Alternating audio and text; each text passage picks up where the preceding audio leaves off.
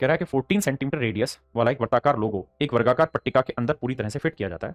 वृत्त के चारों ओर अप्रयुक्त वर्गाकार स्थान का क्षेत्रफल ज्ञात करिए। देखिए मेरे बच्चे, ये एक छोटा सा रिजल्ट है और इस रिजल्ट के बारे में बात करते हैं। अगर किसी वर्ग की भुजा ए है और इसके अंदर मैक्सिमम साइज का सर्कल खींचा जाए तो ये जो ये व्हाइट कलर का पोर्शन है, इसका एरिया हमेशा ही 3/14 ए स्क्वायर रहता है। 3/14 ए स्क्वायर रहता है, 3/14 ए स्क्वायर रहता है। इस बात को ध्यान रखना। चाहे वो सर्कल ऐसे डायमीटर लेके इधर और इधर सेमी सर्कल खींच दे तो भी ये 3/14 ए स्क्वायर होगा। चाहे हम चारों कोनों पे सर्कल खींच दें इस तरह से तो भी जो बीच वाला एरिया होगा वो 3/14 ए स्क्वायर होगा।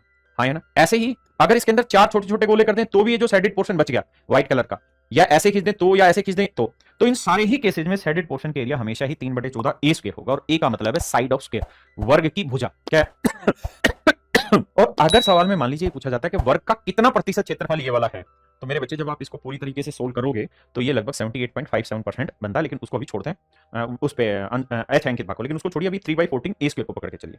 अब अपने सवाल पे आते हैं। अच्छा हाँ, अगर यही कहानी मेरे प्यारे बच्चों रेक्टेंगल में हो, किसमें हो, रेक्टेंगल में, आयत में हो यही कहानी, जैसे ध्यान दोगे तो ये लंबाई ए है और ये चौड़ाई बी है और इस तरह से 2 सर्कल खींचे जाते हैं, तो ये जो सैडेड पोर्शन आया या इस तरह से जो सैडेड पोर्शन आया या इस तरीके से जो सैडेड पोर्शन आया, इनका एरिया भी सेम रहता है 3/14 ए स्क्वायर।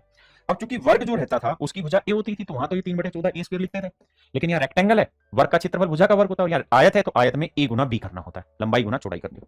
समझ पाए मेरे भाई। अब हम अपने सवाल पे वापसी आते हैं।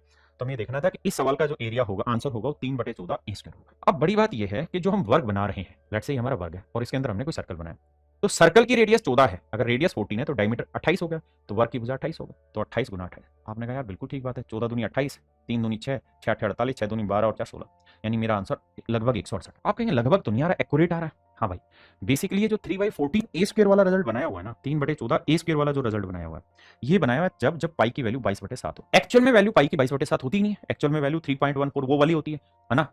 तो ये जो आंसर दे रखा है ना 168.25, ये दे रखा है 3.14 वाले से, जबकि हमने जो रिजल्ट बना रखा है 22/7 से बना रखा है।